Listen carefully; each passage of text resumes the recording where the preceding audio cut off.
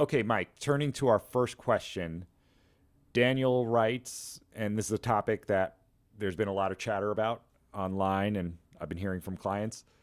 Daniel says, my nonprofit always files Form 990 on time, and we're confident that we've always operated in compliance with our 501c3 status and the 501c3 rules.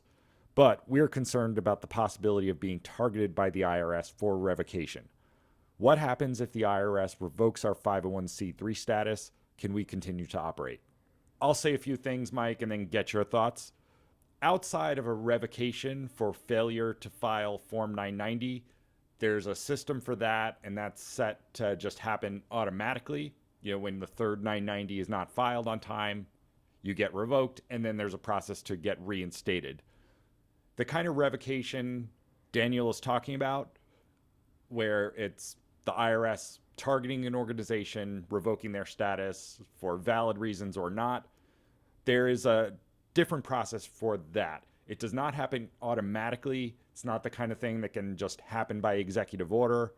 There's a whole process within the IRS.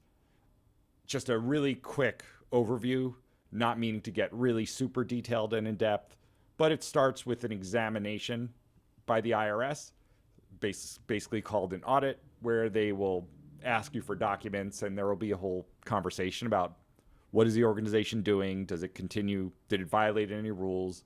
Does it continue to merit 501c3 status? And there's going to be back and forth hashing out those issues. One of the outcomes of that could be a proposed revocation, but then you have the opportunity to appeal that within the IRS. And then if the appeal is denied and the revocation stands, you then have options to take that to court and challenge it, although obviously that will require a lot more resources. But if 501c3 status is ultimately revoked, that will have some effects. But to the question Daniel asked, can you continue to operate? Yes. There's nothing that the IRS can do regarding your 501c3 tax-exempt status that's going to force you to no longer operate and give up the assets of the organization and shut down. That is a state law process that goes toward your status as a nonprofit corporation under state law. IRS does not have that authority. But there would be consequences. You could still, in the worst case scenario, and Mike, I don't want to emphasize the worst case scenario too much. And I also don't want to downplay what the effects of that could be. But you can continue operating and just pay taxes as a taxable corporation.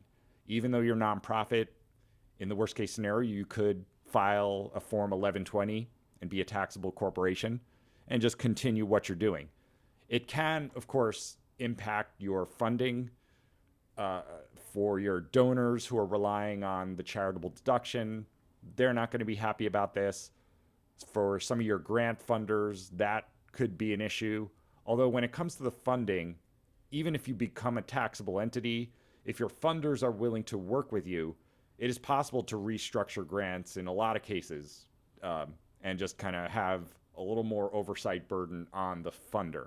And that's something in the worst case scenario that you'd need to explore.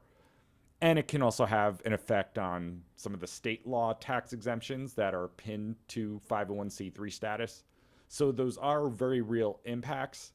But what I think nonprofits should not do is go into a panic and kind of overstate what the worst case scenario would be, because it is possible in a lot of cases to restructure your operations and keep going even with revoked status.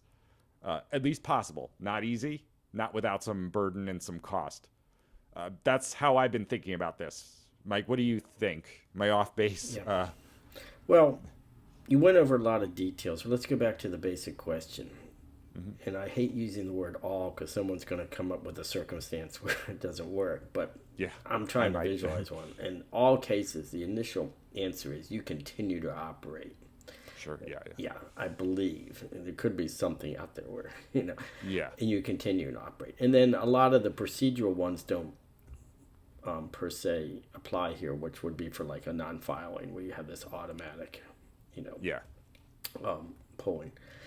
And so I fall back on the days when there used to be, and I have no stats to back this up, where there used to be more what we called random audits of the 990 or procedural looks at it.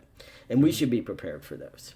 Yeah, and in this case like this, I would put that under, even though it's not 990 specific, under this, like, where are your general risks?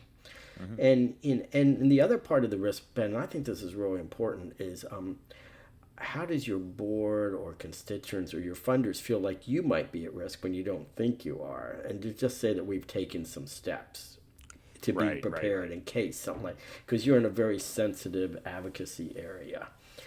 And not that, there's still probably a pretty low chance that something would happen, but you could say to your board members, constituents, funders that, we are done A, B, and C. We're looking at it. We're positioned. So if someone knocks on our door virtually, we're ready to answer questions. Just like in the past, when if someone ever came in and wanted to audit our 990, the IRS used to come in and do these field audits.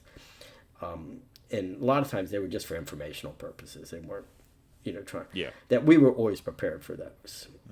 And I think that it's just the marching order for, in a volatile time like we are now, be prepared. What could happen, and be prepared.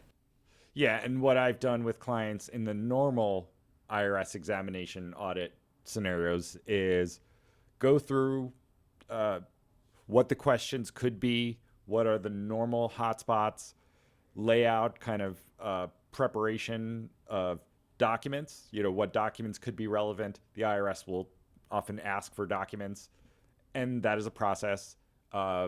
Making sure you have all that stuff. Be prepared for the issues that could be contested or that raise sensitive issues. What is your response going to be? What are your arguments? And always showing the IRS what steps you've taken to mitigate possible violations, if you haven't had them. So all that is good. And it goes to your point, Mike, about internally showing your board that you've thought about this and you've done something to be ready for it. That's just it looks good to the public and makes the board feel better, and it has the effect of also preparing the organization for these contingencies. So I think that's good. It's natural to take the steps. It is advantageous, and you can do all that without freaking out or overstating how it would actually play out.